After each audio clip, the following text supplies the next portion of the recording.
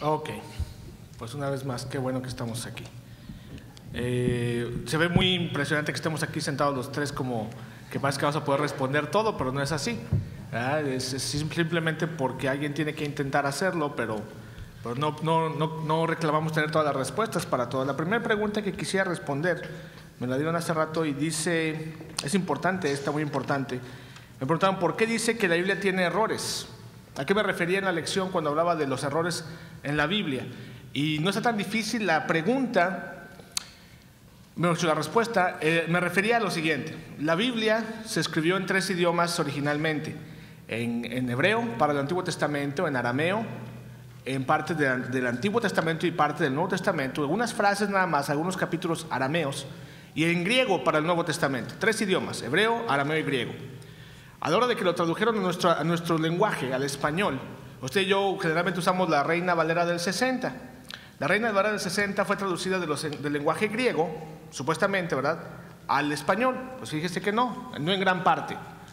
Para cuando Casiodoro de Reina, que es el que la tradujo, tiene la idea de traducir esta Biblia, Casiodoro de Reina no tenía todos los manuscritos que tenemos usted y yo. Manuscritos son papeles o documentos bíblicos de hace 1000 años prácticamente, del año 200 o 300 después de Cristo, copias de los originales de la Biblia. Por ejemplo, Juan escribió el Evangelio, año 98, escribe el Evangelio, lo pone en un cuaderno, se lo da a unos hermanos para que lo lean.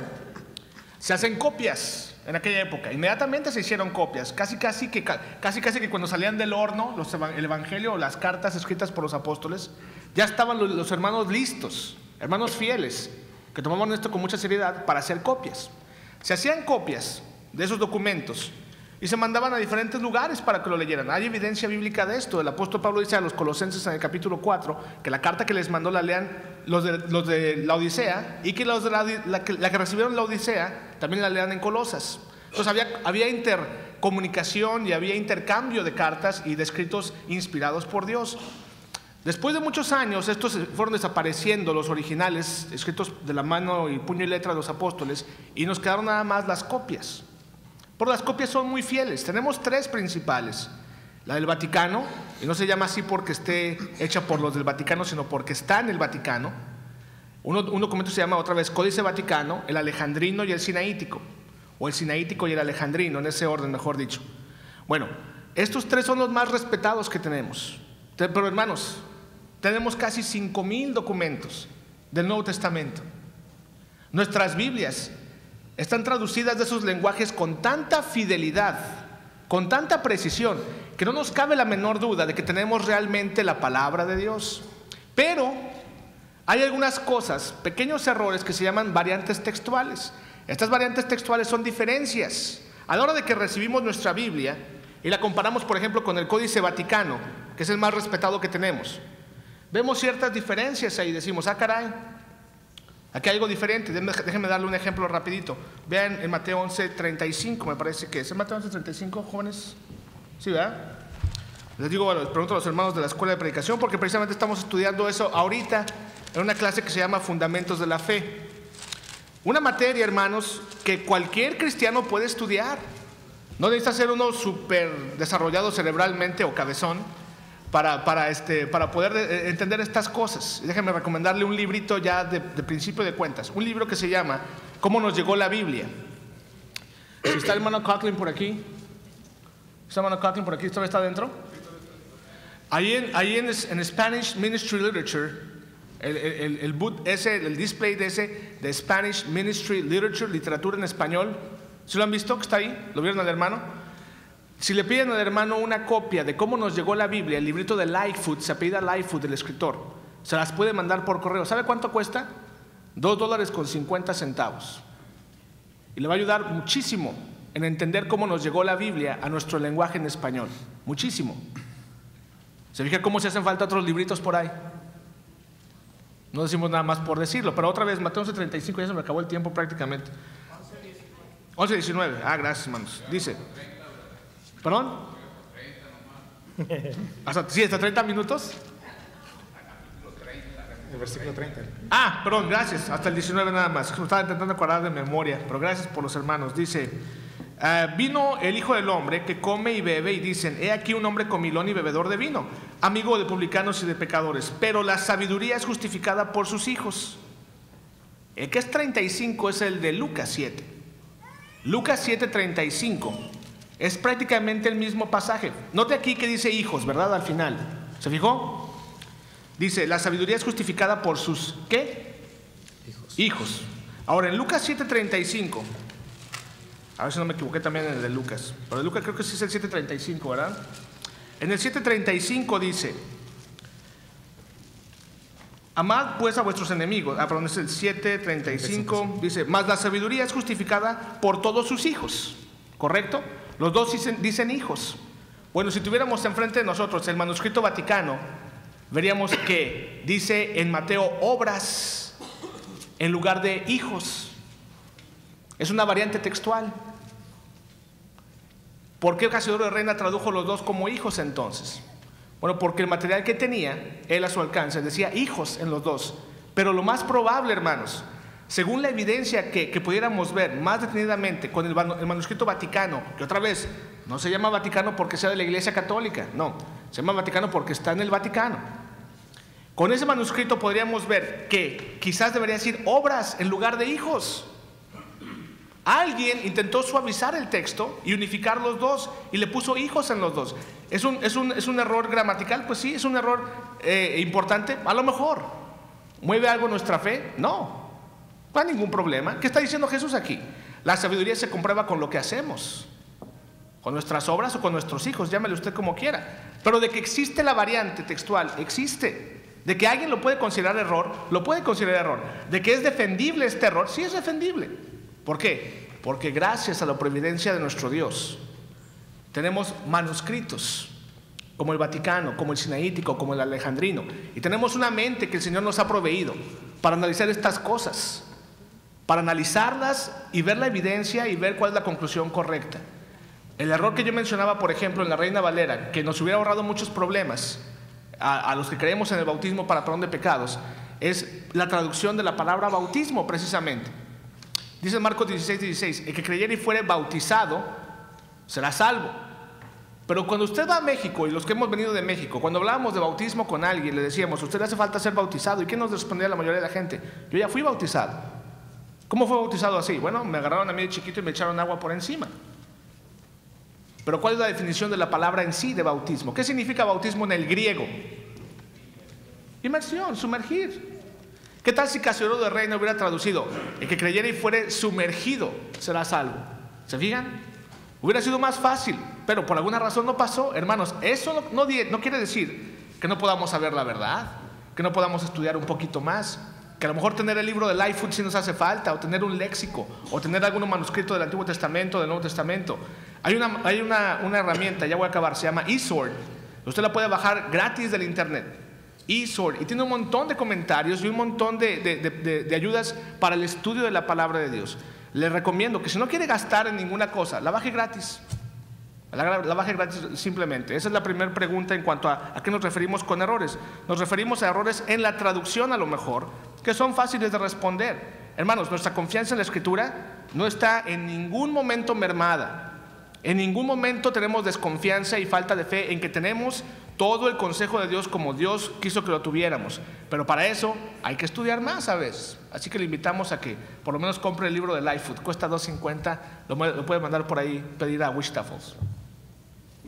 Y si tienen una copia, cómprela ahora y se ahorra el shipping and handling. No la tienen, yo creo, si la traen. Sí. ¿No? No sé, la verdad, no sé. Ok, ¿elaboramos o cómo se llama? ¿Sí gustas? No. Pues todo lo que dijo él es correcto. Dios, nunca dudemos de él. Él, por medio de su providencia, siempre ha preservado el texto de la Biblia. Así que cualquier simple errorcito que aparentemente se haya metido en la Biblia, eso no nulifica la inspiración de la Biblia. ¿Por qué? Porque simplemente Dios se ha encargado de que la sana doctrina siempre sea predicada y pueda ser conocida y probada por el hombre. Uno de los comentarios que siempre sale de Marcos 16:16 es que no está en los manuscritos más antiguos, en el Vaticano.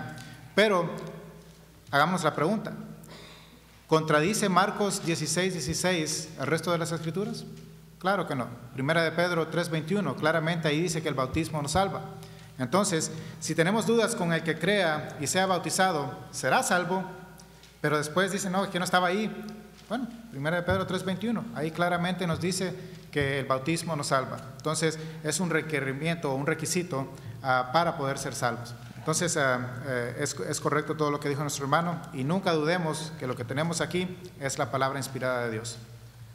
Y pues lo único que quisiera añadir es, pues, necesitamos otra vez ser estudiantes diligentes de la Biblia, y no necesita saber inglés o tener estudios avanzados secularmente para poder estudiar el texto griego, para poder estudiar acerca de la gramática griega.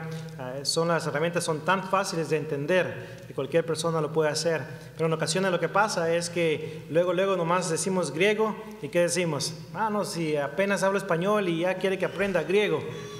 Pero nuevamente no ponga ese obstáculo. Cualquier persona, cualquier cristiano fiel, estudiante diligente de la Biblia puede aprender lo mínimo acerca del texto griego para poder nuevamente sacarle el jugo a la palabra de nuestro Dios.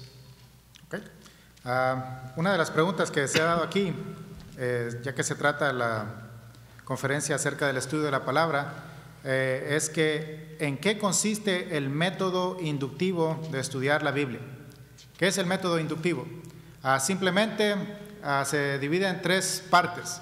Quizás van a encontrar algunas variantes en el internet con más pasos para llegar a ese proceso de estudiar la Biblia inductivamente, pero las 3 partes esenciales son, lo obvio, leer el texto; segundo, trabajar en el texto; y tercero, aplicar el texto. Entonces, usted lee el texto, después empieza a trabajar en el texto para después ver y aprender qué es lo que está diciendo, a quién lo escribió, a palabras claves, palabras que se repiten, como mencionó nuestro hermano en esta mañana, y así ir estudiando, aprendiendo de qué se trata el texto, cuál es el contexto literario, de qué se trata el libro, si es un libro que tiene mucho lenguaje simbólico, como Daniel, Ezequiel, Apocalipsis, etcétera. Todas esas cosas se van aquando. Entonces, en eso consiste trabajar el texto. Después de que hemos trabajado, ya tenemos las palabras claves, tenemos qué es lo que hicieron ciertos personajes, lecciones que aprendemos de ellos, y es ahí donde nosotros aplicamos el texto. Entonces, lo hemos leído, lo hemos trabajado para sacar el significado correcto y la aplicación correcta, y cuando ya tenemos todo eso, ahora sí, a aplicar el texto a nuestras vidas. Un ejemplo, Filipenses 1:1 y 2. Vamos a decir que usted empieza a trabajar con esos 2 versículos. Y leemos aquí: Pablo y Timoteo, siervos de Cristo Jesús, a todos los santos en Cristo Jesús que están en Filipos, junto con los obispos y diáconos. Que Dios nuestro Padre y el Señor Jesucristo les conceda gracia y paz. ¿Cómo se aplica el método inductivo de estudiar la Biblia en estos 2 versículos? Simple y sencillo. Usted, las herramientas son muy importantes, eSword, la espada electrónica, etcétera. Un diccionario bíblico. Obviamente, porque diga que es diccionario bíblico, no significa que todo el contenido va a estar correcto.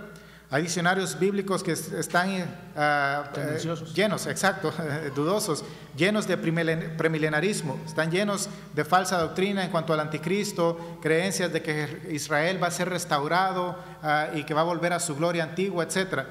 Entonces, el hecho de que sea diccionario bíblico no significa que lo sea en realidad. Entonces, el punto es, con la ayuda de un diccionario bíblico, un diccionario de la lengua española, porque hablamos español, pero ¿cuántos de nosotros a veces batallamos leyendo el periódico?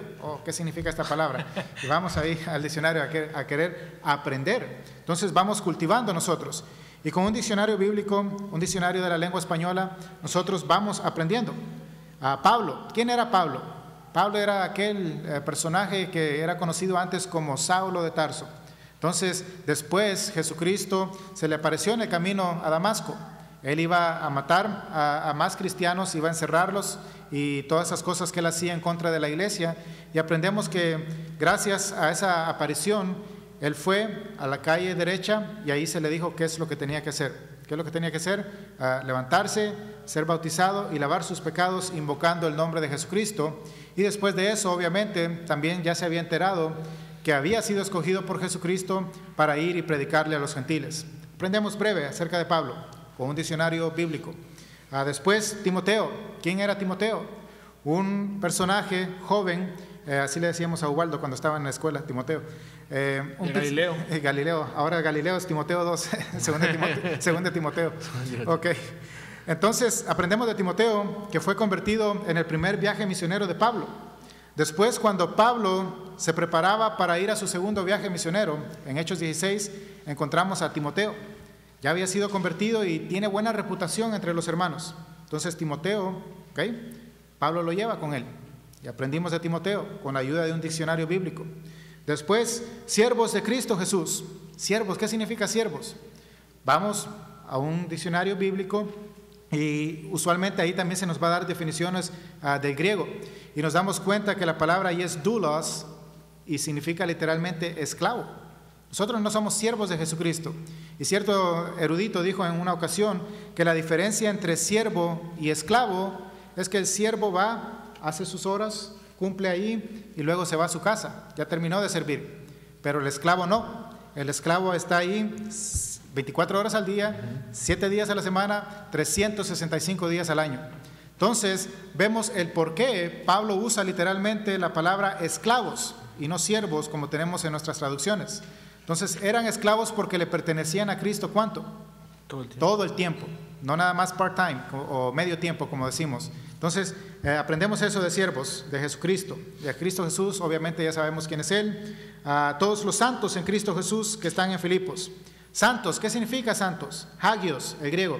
Nosotros vamos ahí y aprendemos que no es una persona que ha sido canonizada porque hizo unos 3, 4, 5 milagros en su vida y obviamente después se decidió por medio de un concilio, lo vamos a llamar Santo Obed y ahora le podemos orar a él.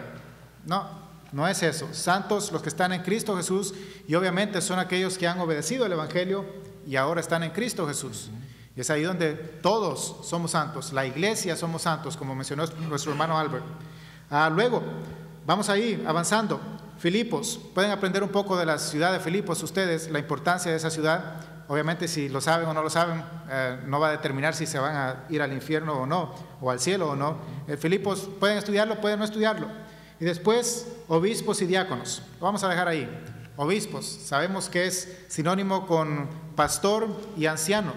Hechos 20-28, a los obispos que fueron puestos como obispos por el Espíritu Santo, se les dio la responsabilidad de pastorear el rebaño. Y obviamente los requisitos para los ancianos, 1 Timoteo 3, del 1 en adelante, y Tito 1, 5 en adelante. Entonces, ¿qué es lo que hemos aprendido aquí? Pablo, Timoteo, obviamente fueron esclavos de Jesucristo. La lección, ya hemos trabajado con el texto un poco, ya lo hemos leído, ya lo hemos trabajado un poco, ahora las aplicaciones. Así como Pablo y Timoteo fueron esclavos de Jesucristo, nosotros también somos esclavos. Y le decimos a los hermanos en el sermón, hermanos, debemos aprender y aceptar el hecho y la realidad de que somos esclavos de Jesucristo. No podemos hacer lo que queremos. ¿Qué más hemos aprendido? A los santos en Cristo Jesús. Todos somos santos en la iglesia. ¿Y cómo puede llegar a usted a ser santo? Cuando le queremos dar la invitación a alguien y le explicamos el plan de salvación. ¿Qué más? Aprendemos ahí acerca de obispos y diáconos y le explicamos la diferencia entre ellos y qué es lo que significa en realidad obispo. Y es ahí donde muchos van a comprender que el que se para a predicar no es pastor, sino que es simplemente un predicador. Y así sucesivamente. Empezamos con 2 versículos, después con otros 2 o unos 5 y vamos estudiando poco a poco palabras claves, personajes claves y vamos sacando al mismo tiempo las aplicaciones para después aplicárnosla a nosotros mismos y ayudarle a los hermanos a que vean para que ellos puedan aplicarlo a ellos mismos también. Y ese es en esencia, es el método inductivo de la Biblia. Leer el texto, trabajarlo y aplicarlo a nuestras vidas. Póngase a pensar si después de que termine de hacer eso con una carta completa, ya sea 2 de Juan, 3, Filemón, que tienen pocos versos, después de que usted haya tomado notas de todo eso, al final, ¿sabe qué es lo que tiene en su posesión? Un comentario escrito por usted mismo. Y le va a servir en gran manera y va a estar mejor preparado para enseñar la palabra de Dios. Así que hay que tomar en cuenta el estudio inductivo de la palabra. No le voy a dar chance a Ove porque después me va a quitar el tiempo. La siguiente pregunta es, ¿puede el cristiano estudiar libros escritos por sectarios? Sectarios de las denominaciones. Entre la hermandad en la Iglesia de Cristo, usted y yo sabemos que hay poquito material disponible en español. La mayor parte del material escrito en español ha sido escrito por bautistas o pentecosteses o metodistas, presbiterianos, testigos de Jehová, en fin, han sido escritos por ellos. Y poco de eso ha sido escrito por miembros de la Iglesia del Señor. En inglés es diferente. En inglés tenemos bastante material disponible escrito por hermanos de la Iglesia de Cristo, hermanos fieles. Ahora, en cuanto a un cristiano, si puede estudiar o usar comentarios escritos por sectarios, dice la palabra de Dios en 1 de Tesalonicenses 5:21, examinarlo todo y retener lo bueno. Pero sin embargo, mi recomendación para usted, si tiene libros en su biblioteca escritos por sectarios, yo tengo algunos en mi biblioteca, trato de tener más de la Iglesia del Señor que de otros, ¿verdad? Pero mi recomendación para usted que tiene libros por sectarios es, primeramente, crezca en el conocimiento de los temas fundamentales de la palabra de Dios, como temas como la iglesia verdadera, y esté totalmente convencido en cuanto a quién es la iglesia verdadera, la deidad de Cristo, la inspiración de las Escrituras y la existencia de Dios. Son temas muy importantes, sí, también, ¿verdad? Pues la salvación, la adoración, muchos temas fundamentales.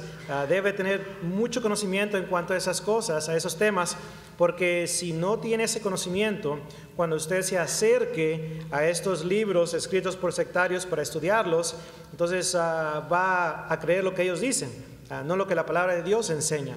Entonces es muy importante primeramente tener un conocimiento de lo que la palabra de Dios enseña en cuanto a estos temas fundamentales. Ahora, una breve nota en cuanto a esto del material, de la cantidad de material disponible. Platicaba estábamos con varios predicadores y algunos de ellos decían, no, es que aquí en Estados Unidos no hay material en español, todo está en inglés. Son hermanos, y en ese momento, hermanos, pues estaba más joven, ¿verdad? No estaba envuelto en el ministerio de la predicación, y pues yo decía, amén, es cierto. Ahora, hermanos, gracias a Dios, ¿verdad? Pues me ha dado la oportunidad de poder conocer más de la palabra de Dios. Me pongo a pensar y miro hacia atrás y considero a los hermanos que hicieron esos comentarios, hermanos que tienen conocimiento de la gramática española, hermanos que tienen estudios, en fin, que tienen mucho conocimiento, que pudieran escribir libros de referencia, comentarios de diferentes temas bíblicos, pudieran escribir ese material y hacerlo disponible a la hermandad, pero simplemente no lo están haciendo. Entonces, y ese es un problema muy grande en la iglesia del Señor. Predicadores que hasta cierto punto, no estoy generalizando, hay algunos que sí le ponen mucho empeño, pero tenemos algunos predicadores perezosos en la iglesia del Señor, que no quieren escribir absolutamente nada, no quieren escribir un comentario bíblico, unas notas de estudio, en fin, intentamos cambiar eso. Y comenzar, yo le dimos a los hermanos en la escuela de predicación, el simple hecho de que ya esté disponible un comentario del libro de los Hechos escrito por su servidor, no significa de que ya no van a escribir uno ellos. Yo les digo que escriban ellos sus propios comentarios, que estudien la palabra de Dios, porque eso les va a servir en gran manera a conocer más de la palabra de Dios y poder enseñarla de una manera efectiva. Entonces, puede considerar estos libros escritos por sectarios. Muchas veces proveen muy buena información en cuanto a ciudades, información histórica, pero ya cuando viene de doctrina, en cuanto a cómo ser salvo, en cuanto a la iglesia verdadera, en cuanto a la deidad de Cristo, en cuanto a muchos otros temas más, la mayor parte de las veces, hermanos, están pero alejados de lo que la palabra de Dios enseña. Pero si hay alguna cosa buena que usted pueda aprender ahí, ¿verdad? Pues pudiera considerarlo, ¿verdad? Pero mi recomendación sería mejor busque, ¿verdad?, material escrito por hermanos fieles de la palabra. Y el simple hecho de que haya sido escrito por un miembro de la Iglesia de Cristo no significa de que no va a analizar y estudiar lo que ha escrito el hermano. Tiene que comprobarlo por medio de las Escrituras. Acuérdese, Hechos 17:11. La otra pregunta va con el mismo tema. ¿Será necesario tener una biblioteca para salvarnos? ¿O simplemente obedeciendo el plan de salvación y siendo fiel hasta la muerte me podré salvar? La respuesta simple es no, no le hace falta una biblioteca para salvarse. No, a veces oímos lo que queremos oír, hermanos, pero no tiene que tener una biblioteca para salvarse. Aún así, déjenme darle el ejemplo de Pablo. Pablo, por ejemplo, fue un hombre que desde chiquito fue educado a los pies de Gamaliel. Tuvo la oportunidad de ir a una escuela muy peculiar, muy privilegiada, Pablo. Póngase a pensar en Pablo, era un muchacho hebreo de la tribu de Benjamín, pero ¿cuántos lenguajes cree usted que hablaba Pablo, por ejemplo? Por lo menos sabemos que hablaba 2, hebreo y griego, ¿verdad? Tuvo que haber hablado hebreo y griego. La Biblia nos dice que hablaba los 2. Cuando de repente hacía falta, hablaba en griego, cuando de repente hacía falta, hacía señal de silencio y empezaba a hablar en hebreo. Bueno, ¿cómo aprendió ese lenguaje él? ¿Lo aprendió antes de que recibiera el Espíritu Santo o después? Lo aprendió antes, hermanos. Tuvo que haber estudiado, se quemó las pestañas estudiando. Hermanos, vivimos en Estados Unidos. Allá arriba hay 10,000 libros. 10,000 libros que hablan de las cosas de Dios. Están en inglés. Si usted se limita por decir, bueno, yo no hablo inglés, pues lo siento por usted. Pero no pudiéramos limitarnos de esa manera. Pablo se esforzó, hermanos. Pablo se esforzó en aprender un lenguaje más. Y quién sabe si se haya esforzado en aprender más todavía. Se esforzó entonces en aprender lenguajes que le dieran la ventaja de tener acceso a más material, ¿correcto? Yo creo que no hay ninguna discusión en cuanto a ello. Se esforzó también Pablo, por ejemplo, según lo que vemos en Timoteo. En Timoteo capítulo 1, versículo 12, Pablo cita a un profeta cretense. Y dice literalmente, así dice el pasaje: uno de ellos, su propio profeta, dijo: los cretenses siempre mentirosos, malas bestias, glotones ociosos. Esto lo dijo un filósofo que se llamó Epiménides.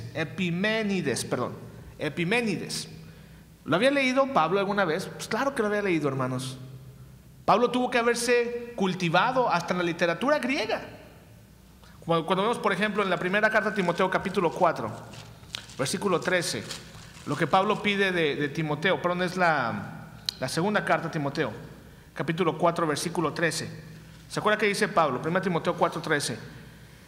No es la primera, pero dije yo la segunda, pero es la primera a Timoteo capítulo 4, versículo... perdón, la segunda, es el versículo 13. 4:13, perdón. Dice, 2 Timoteo 4:13, trae cuando vengas el capote que dejé en Troas, en casa de Carpo, y los libros, mayormente los pergaminos.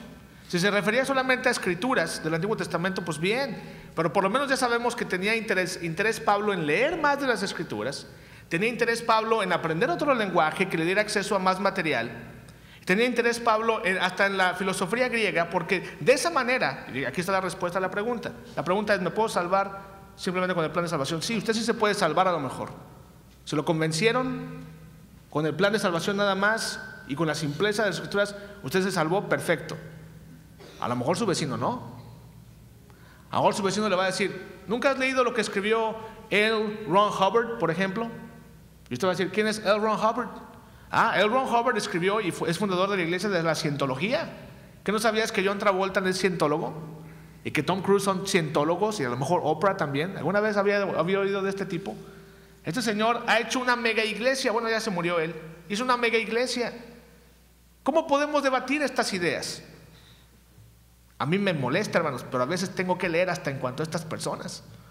Y es aburrido, ¿verdad? Sobre todo los de L. Ron Hubbard, el que estaba, ¿verdad?, medio oído de las canicas del Señor. Le gustaba mucho la ciencia ficción, y para él todo era ciencia ficción, pero la gente cree estas cosas a veces, y yo, si quiero convencer a esta persona, a lo mejor me hace falta leer un poquito en cuanto a él. Entonces a lo mejor voy a la biblioteca y si me encuentro un libro de él, a lo mejor lo llevo a mi casa. Hermanos, la pregunta es: ¿me hacen falta muchos libros? ¿Me hace falta una biblioteca para ser salvo? No. ¿Cuántos calcetines tiene en su casa? ¿Cuántos calcetines usa usted? Nomás se pone un par a la vez, pero tiene varios. ¿Cuántos carros tiene? ¿Cuántos platos tiene en su cocina? Nomás usa uno a la vez, pero tiene varios. ¿Por qué? No sé, por gusto, porque les son útiles. A lo mejor para usted no, pero para otras personas sí. Hermanos, ¿cuánto más? Con las cosas del Señor Jesús. ¿Sabe usted cuánto trabajó nuestro Dios por nosotros? ¿Sabe usted cuánto ha luchado Dios por nosotros? Y nosotros queremos a veces con el mínimo esfuerzo pasar la línea del ¿cómo se llama ese cuando te vas agachando así hasta que? ¿verdad? El hule hula, ¿o cómo se llama? ¿verdad? Limbo. El limbo, sí. y llegar a la meta final. Y no se puede, hermanos. Les digo a los hermanos en la escuela de predicación, y se oye muy pretencioso, pero es la realidad. Hay que apuntar a la excelencia. El cristiano puede apuntar a la excelencia. Si los del Army, en los comerciales del Army dicen, be all you can be, ¿qué quiere decir eso? Sé todo lo que puede ser. ¿Por quién? Por un mundo terrenal, por un ejército terrenal. ¿Cuánto más por la obra del Señor? Sea todo lo que puede ser por Cristo. ¿No cree usted? Hay que hacer todo lo que podamos ser por el Señor, porque Él lo dio todo por mí. Entonces, no, la respuesta es, no le hace falta una biblioteca. Si me dan chance, mira, la otra es, ¿qué es un indocto? En 2 de Pedro 3:16, y lo busqué, fíjese, otra vez, la necesidad de los libros. El hermano Douglas hizo un excelente trabajo ahorita con el uso del diccionario. Un diccionario nos saca de todos estos problemas. Yo busqué en mi libro, ¿es un libro? En mi teléfono, en el wordreference.com, la definición. Ya estoy solicitando ayuda externa de la palabra de Dios, pero no está mal, porque me hace falta saber la definición de esa palabra. Un indocto es alguien que no está educado en algo, simplemente. Y eso dice Pedro en la 2 de Pedro capítulo 3 versículo 16. Ok. O la otra definición, alguien que no ha practicado el método inductivo de la palabra de Dios. Ok, segunda pregunta, esta es fácil. No voy a pasar mucho tiempo en ella para darle tiempo a los demás, pero dice, ¿cuáles son las herramientas digitales que puedo usar para estudiar la Biblia? El hermano Obed mencionó una, se llama eSword o la espada electrónica. Nada más pongan ustedes en Google, si tienen acceso al internet, eSword, y luego sword, la espada en inglés, o eSword.net, vayan directo al website que tienen ahí. Entonces ahí pueden descargar varios libros. Luego está otro sitio web de un hermano que se identifica con la Iglesia de Cristo, Lorenzo Luébano. Ahí hay mucho material acerca de debates con pentecosteses, acerca de la Virgen María y las apariciones que supuestamente ha tenido. En sí, un sinnúmero de material que le puede a usted ayudar a crecer y no tiene que gastar ni un 5. Todo es gratis, léxicos, comentarios, etcétera, Biblias. Me admiré de eSword, todavía lo uso porque tiene 19 o 20 traducciones, si no me equivoco, 20 traducciones de la Biblia. Y todas esas, como mencionó nuestro hermano anteriormente, el que estaba predicando acerca de los métodos de estudiar la Biblia, varias versiones a veces le ayudan a entender a uno mejor el texto. Entonces es importante. eSword tiene 20 versiones y no necesita comprar un estante de libros o un librero para tenerlas ahí. Es más, hasta va a ahorrar espacio. Usted lo único que va a invertir es en una pequeña computadora y es ahí donde usted va a tener acceso a mucho material. Ahora, si usted quiere invertir un poquito de dinero, le recomiendo Logos Bible Software. Ese Logos Bible Software o logos.com, así como se escucha, logos.com.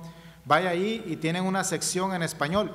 Ahí hay una biblioteca digital que tiene como 225 libros. Se ahorraría espacio también, 225 libros. Ahí tiene usted, con esa herramienta digital, le ayuda a estudiar un pasaje de la manera que lo hicimos aquí. A lo que tiene Logos, o lo que es maravilloso de esa herramienta, por eso tiene que pagar un poquito, tiene cajitas aquí, acá, otras dos acá. En esta de acá está todo en blanco primero. Usted escribe un pasaje, por ejemplo, Marcos 16:16. ¿Qué es lo que hace el sistema bíblico software Logos? ¿Qué es lo que hace esa herramienta?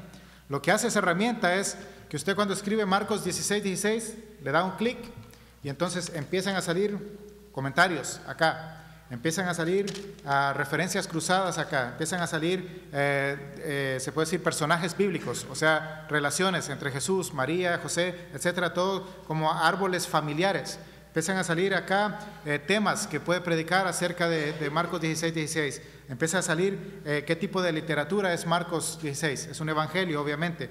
Y en esto, aquí tiene sus Biblias, la colección de Biblias. Abajo tiene los comentarios.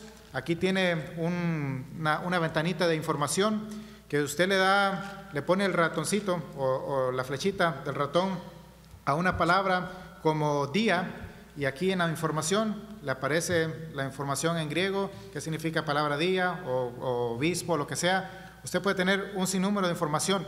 En la otra pantallita le sale comparación de las diversas versiones de la Biblia que usted tiene ahí disponible. Entonces, ese le ayuda, le muestra los comentarios, todo se lo abre a la página correcta. Usted está estudiando Marcos 16:16, entonces toda la información que le junta el sistema es para estudiar Marcos 16:16. Entonces, cuesta un poquito de dinero, pero si gastamos, creo que ya con eso de los MP3 ya casi no se compran CDs, pero si antes teníamos la colección de los Tigres del Norte, la colección de los Temerarios, la colección de eso, de lo otro. Todas las películas de Harry Potter. Sí, todas las películas, Titanic y todo eso. Si gastábamos en DVDs, en CDs, etcétera, ¿por qué no invertir en algo que nos va a ayudar a crecer en gracia y conocimiento? Debemos tener presente que cuando Pedro dice, más creced en gracia y conocimiento, no es una sugerencia. A veces nosotros pensamos, oh, bueno, es que Pedro se lo dijo a los cristianos allá y pues el que quisiera lo podía hacer o no. No, tenemos el mandamiento porque está en el imperativo. Entonces estúdielo y se va a dar cuenta que debemos crecer en gracia y conocimiento. Y no solamente eso, sino que imitar a los de Berea, que recibieron la palabra con toda solicitud y escudriñaban las Escrituras diariamente para saber si lo que se les decía era cierto o no. Así que dos. Una es gratis, eSword o la espada espiritual, y la otra puede usted comprarla, vale un poco de dinero, no va a gastar más de $300. Es más, si quiere un plan de pago, se lo dan en plan de pagos también. Y eso le va a ayudar, una vez más, a crecer en gracia y conocimiento. Y la pequeña advertencia que doy también, son libros, la mayor parte escritos por sectarios, pero hay que examinarlo todo, retener lo bueno. Adam Clark fue un comentarista metodista. Albert Barnes, un comentarista presbiteriano. ¿Y qué opinaban ellos? Opinaban, en cierto sentido, acerca de los instrumentos musicales. Ellos comprendían, es más, retiro lo dicho, no opinaban. Ellos comprendían que los instrumentos musicales no están autorizados. Ellos mismos decían, es más, Adam Clark dijo, ¿para qué vamos a volver al judaísmo? Nosotros estamos bajo la dispensación cristiana y debemos adorar a Dios en espíritu y en verdad. Los instrumentos musicales no encuentran lugar en el Nuevo Testamento. Entonces, tomamos eso, pero después vamos a la salvación, como mencionaba nuestro hermano Willy. La salvación ahí es donde todos van a fallar. Y es ahí, ¿qué es lo que pasa? Desechamos lo malo. Entonces, esa es la pequeña advertencia. Examinémoslo todo y retengamos nada más lo bueno.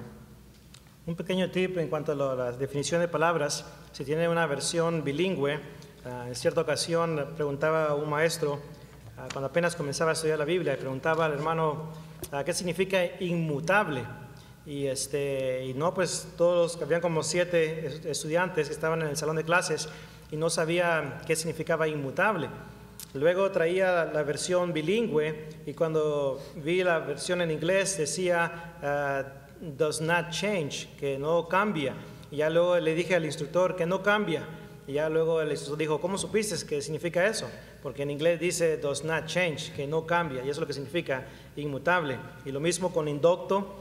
Si ve la versión en inglés, ahí dice unlearned, que no ha aprendido. Entonces también literalmente ve eso. El tiempo se nos está yendo. Nomás una pregunta aquí más. Esta es mi favorita, ¿verdad? Siempre que la hacen. ¿Cómo puedo memorizar las Escrituras de una manera fácil?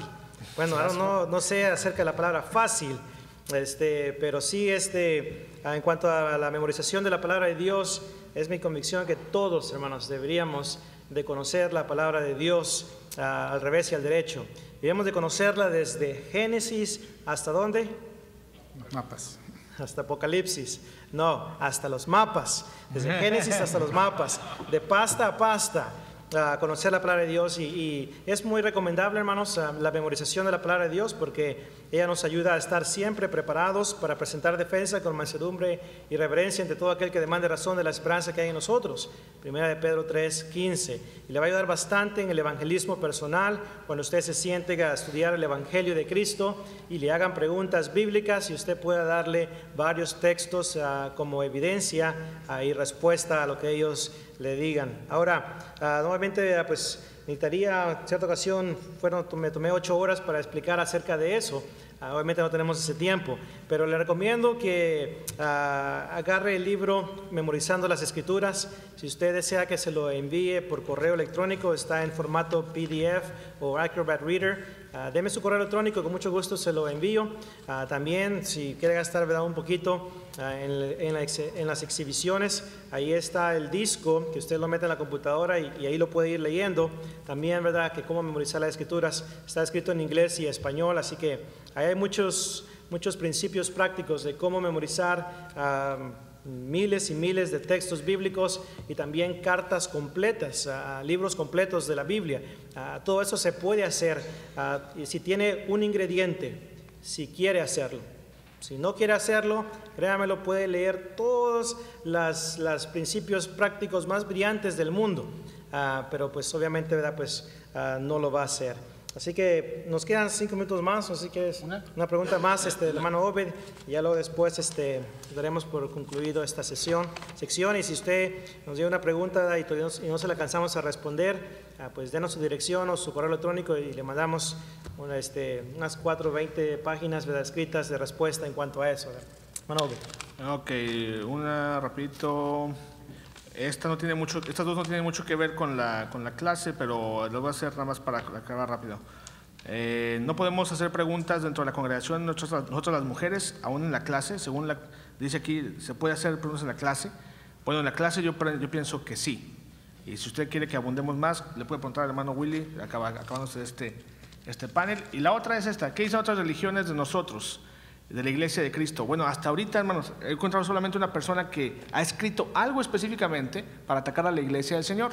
Ese señor no me acuerdo cómo se llama, pero vive en Houston. Hace un par de años fui para Houston, me llevó el hermano Fernando a una biblioteca, una librería, y este señor tenía libros en los que había escrito en contra de la Iglesia de Cristo. Especialmente atacaba el punto del bautismo en Hechos capítulo 2. Era bautista él, y atacaba el punto del bautismo. Pero lamentablemente, por un lado, pues no hay mucha gente que conozca la Iglesia del Señor. Precisamente para platicar de eso con un hermano ayer. Si usted le pregunta a la gente, ¿conoce la Iglesia de Cristo?, mucha gente van a decir, pues ¿es una iglesia evangélica? Pues sí. ¿Es no denominacional? Sí, no somos denominacionales, pero no conocen las doctrinas de la Iglesia de Cristo porque, refraseando, no conocen la doctrina bíblica que predica la Iglesia de Cristo, porque no hay gente que les predique. Entonces no hay mucho que haya atacado, no hay muchas personas que yo recuerde, alguna persona que específicamente haya escrito algo en contra de la Iglesia del Señor. Pues no hay muchos. Los puntos en los que nos atacan, otra vez, solamente que yo recuerdo es en cuanto al bautismo. No sé si los muchachos aquí quieran hablar de algo más. Y cuando hay diferencias entre predicadores, ¿cómo se resuelven sanamente? Pues otra vez, platicándolas, dejando el orgullo a un lado, abriendo la Biblia. Siempre cuando vamos a hablar de algún problema hay que abrir la Escritura. Hay que poner la Biblia por delante. Si de repente va a haber una discusión y se intenta hacer por teléfono, sin la Biblia de por medio, o en vivo y sin la Biblia de por medio, no está bien. Hay que abrir la Biblia y hay que hablar con sinceridad. Si hay los problemas que hay generalmente en las congregaciones son por los predicadores, entre predicadores, por el orgullo. El hermano Albert mencionaba en su predicación, hay gente que piensa, estos son mis miembros, esta es mi congregación. Recuerdo un hermano que decía, es el trabajo de mi vida, son 15 años de mi vida. La iglesia no es nuestra, es de Cristo. Hay gente que dice, la iglesia no crece por eso, el crecimiento lo da Dios. Nuestra misión es predicar, sembrar la semilla nada más. El crecimiento, preocúpese por otras cosas, pero no se preocupe por el crecimiento. Si usted siembra, estará haciendo todo lo que el Señor le pidió. El crecimiento, claramente lo dice Pablo, lo da Dios. A Dios le corresponde dar ese crecimiento. Usted se debe de preocupar por predicar la verdad y sembrar la semilla como lo debemos a nosotros también. Así es. Pues muchas gracias por su atención, hermanos y amigos. Nos hubiera gustado pues haber estado unas 3 horas, ¿verdad?, respondiendo todas las preguntas. Eso es una de las cosas que me gusta mucho hacer.